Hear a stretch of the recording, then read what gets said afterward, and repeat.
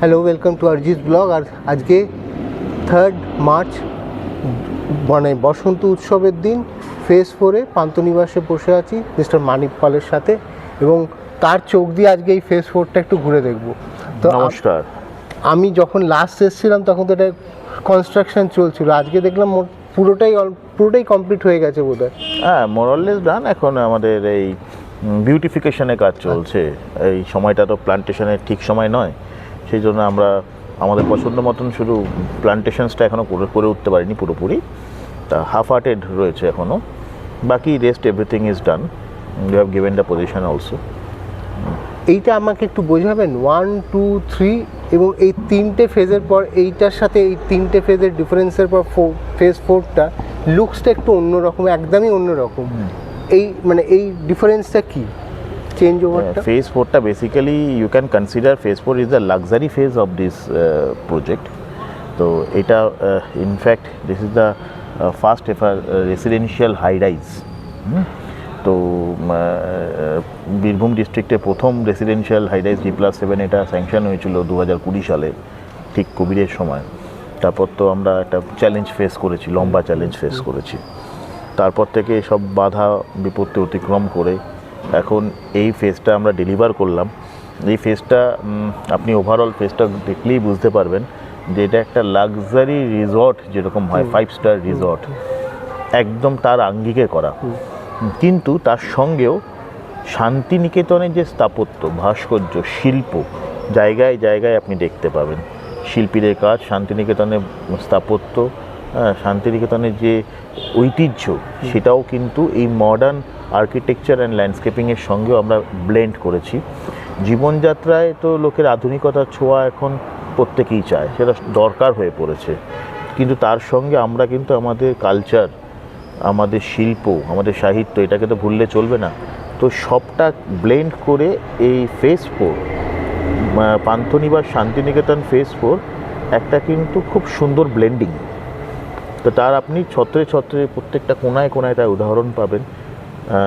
বিশেষত্বভাবে এখানে বিল্ডিং তো high rise বললামই, সমস্ত আমরা ইকুইপমেন্টস এখানে যা দিয়েছি, যা ফিটিংস দিয়েছি, সেগুলো সবই ইন্টারন্যাশনাল স্ট্যান্ডার্ডে। মানে এখানে কোণের লিফট আছে, অল ফিটিংস বাই কোহলার। মানে যেগুলো এখনও দরকার শান্তিনিকেতনে সেরকম কোনো প্রজেক্টে কেউ ভাবেইনি সেভাবে। তার সঙ্গে আপনি এখানকার ল্যান্ডস্কেপিংটা দেখবেন, সেটা কিন্তু একদম অন্যরকম, মানে খুবই লাক্সুরিয়াস লেভেলে একটা ল্যান্ডস্কেপিং। আর প্রজেক্টটাতে পুরো একটা জিরো ওয়াটার ডিসপোজাল প্রজেক্ট। এখান থেকে কোনো ওয়েস্ট ওয়াটার ডিসপোজড হয় না, সেটাকে ট্রিটেড হয়ে সেটা গার্ডেনিংয়ে ইউজ হয়ে যাচ্ছে। সো আমরা তার সঙ্গে মানে এই যে কনস্ট্রাকশন, তার সঙ্গে সঙ্গে যে গ্রিন ইকোসিস্টেম একটা তৈরি করা, সেটার দিকেও মাথায় রেখে কাজ করছি। এবং এখানে সেই জন্যই এই ফেজে আমরা টোটাল প্রায় 300টা বড় গাছ প্লান্ট করছি, 300+ বিগ প্লান্ট শুধু এই ফেজ 4 জোনে। ফেজ 1, 2, 3 তো অলরেডি রয়েছে অনেক বড় গাছ। আর আপনি চারিদিকে দেখবেন সবে প্লান্টেশনস চলছে। আমি আবার বললাম, এটা হয়তো এই মনসুনে পুরোটা গ্রিন হয়ে যাবে, আমরা এত গাছ এখানে লাগাচ্ছি। একটা শান্তির ঠিকানা বলতে যা বোঝে লোকে, বা যেটা এখনও স্বপ্নে আছে, অতটা লোকে বোঝেও না যে শান্তির ঠিকানাতে আর কি হতে পারে, সেগুলো আমরা সব এখানে ইমপ্লিমেন্ট করেছি। আমাদের এখানে সুইমিং পুল যে আছে। আমি একটা রিকোয়েস্ট করবো, যদি কিছু মনে না করেন, একটু ঘুরে যদি আমরা দেখান আপনি, মানে দর্শকরা যাদের কাছে মানে দেখতে চাইছে কি আছে, মানে আমি চেষ্টা করি যে ব্লগগুলো বা কন্টেন্টগুলোর মাধ্যমে কিছু মানুষকে অ্যাওয়ারনেসটা দেওয়া। একটু যদি ঘুরে দেখান প্লিজ, আসুন।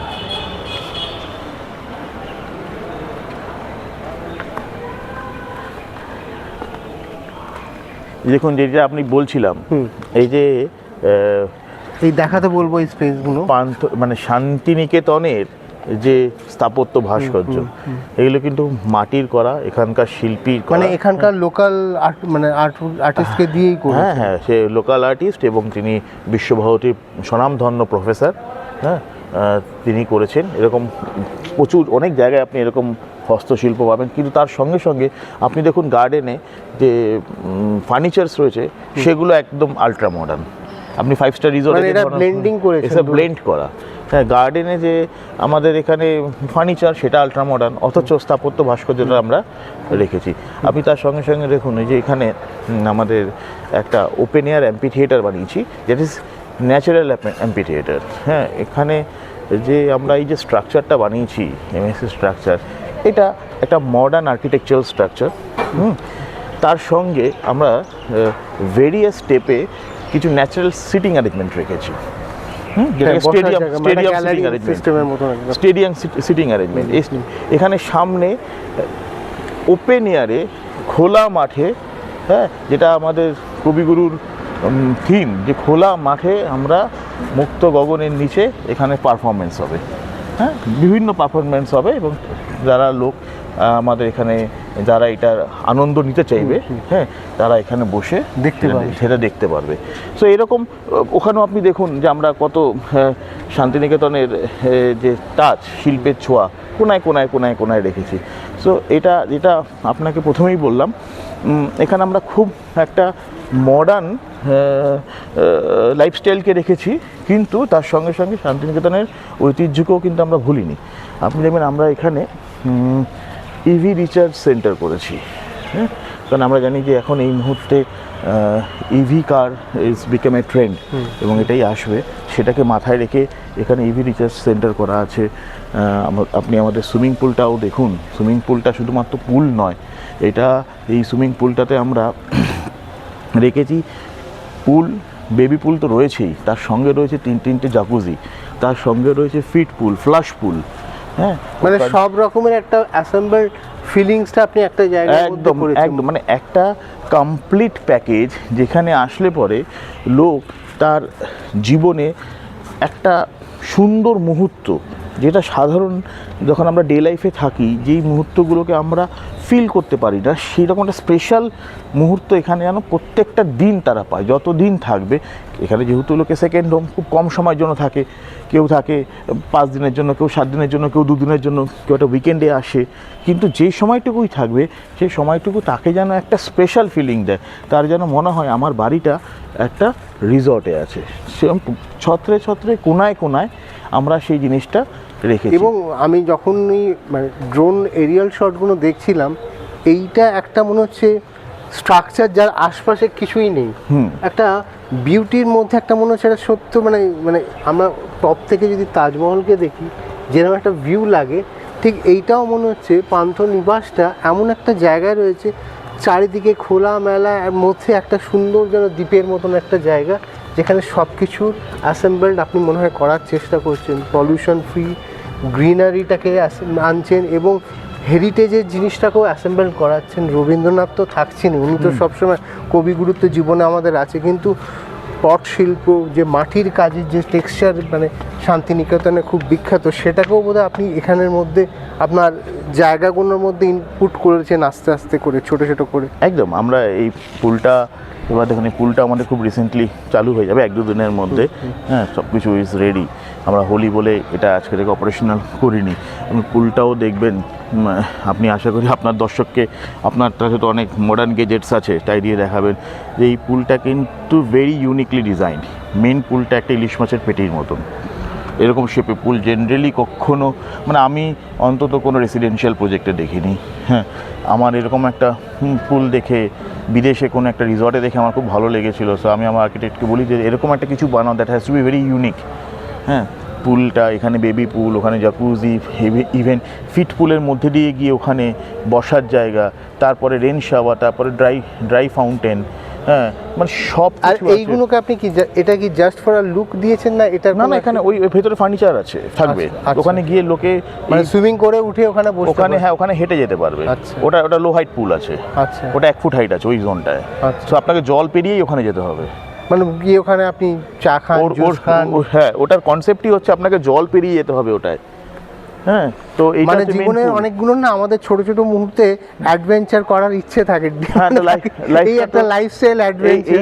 এটা কারোর নিজের বাড়িতে ঠিক এই টাইপের কিছু অ্যামেনিটিস, এটা কিন্তু কেউ কখনো ভাবেনি যে আমি ঠিক আমার বাড়িতে পুল, তো অনেকের বাড়িতেই পুল আছে, অনেক কমপ্লেক্সই পুল আছে, but a pool like this, হ্যাঁ, উইথ সো মেনি অ্যামেনিটিস। হ্যাঁ, আমি আপনাকে দেখাচ্ছি। you can literally walk down to that destination. You can actually walk down to the destination.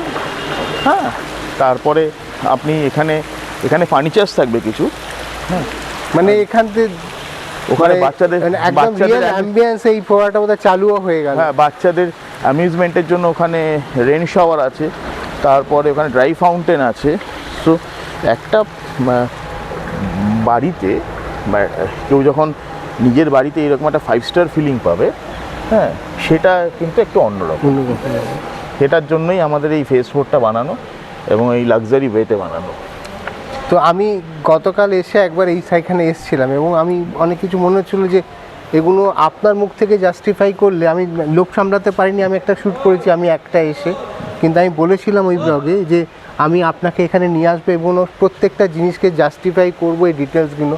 তো থ্যাংক ইউ এই জাস্টিফিকেশানটা দেওয়ার জন্যে। তাতে কি হলো, যারা এখনও ভাবছেন বা এখনও চিন্তা করছেন, আমি রিকোয়েস্ট করবো একবার ভিজিট করুন। ডিসিশান নেওয়া না নেবার আপনার বিষয়, কিন্তু নিজের চোখে দেখুন, বিশ্বাস করুন। এবং আমি বলি এই ব্লগ বা এই ভিডিওগুলো দেখেও বিশ্বাস করতে হবে না। আপনার এইটা যদি মনে হয় যে না গেলে বোঝা যায় না, আপনারা আসুন। মানে একটা যদি আপনি এন্ড করবো, একটা মেসেজ দেন সবাইকে এখানে আসার জন্য, দেখার জন্য একটা live demo. Panthanibas become a milestone. পান্থনিবাসের কনসেপ্ট বাকি সমস্ত রেসিডেন্সিয়াল প্রজেক্টের থেকে একদম আলাদা। আমারও একই রিকোয়েস্ট, পান্থনিবাসে আপনারা একবার আসুন, পান্থশালার আতিথেয়তা গ্রহণ করুন।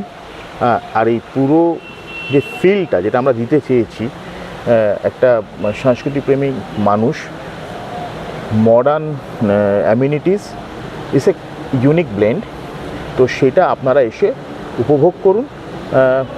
আসতে, এবং যদি মনে হয় যে আমরা তো যাবো, আমরা তো পান্থনিবাসে ফ্ল্যাট নেই, আমরা কীভাবে যাব, তার জন্য পান্থশালা গেস্ট হাউস আছে, পান্থশালা.in, এটা আমাদের ওয়েবসাইট। আপনি পান্থশালা গেস্ট হাউস বুক করেও আসতে পারেন ক্ষণিকের জন্যই আপনি আমাদের আতিথেয়তা গ্রহণ করুন। আশা করি পান্থনিবাস এবং পান্থশালা আপনাকে নিরাশ করবে না। আর তার থেকেও বেশি জানতে হলে, এনার সাথে যোগাযোগ করতে হলে, এখানে আসতে গেলে আমি তো আছি আপনাদের সাহায্য করার জন্য। যদি কোনো ইনফরমেশন বা সামহাও কোনো নেটওয়ার্কিং লাগে এখানে কানেক্ট করার জন্য, পান্থনিবাস পান্থশালায় আসার জন্যে এবং শ্রী বালাজির সাথে যোগাযোগ করার জন্যে অরিজিৎ অফিসিয়ালসের সাথে কানেক্ট করবেন, আমার সাথে ব্যক্তিগতভাবে কানেক্ট করবেন, আমি আপনাকে আলাপ করিয়ে দেবো। তো সবাই ভালো থাকুন, সুস্থ থাকুন, দেখা হচ্ছে পরের ব্লগে আর একটা সুন্দর কন্টেন্টের সাথে। ভালো থাকবেন সবাই। নমস্কার। নমস্কার। আর একবার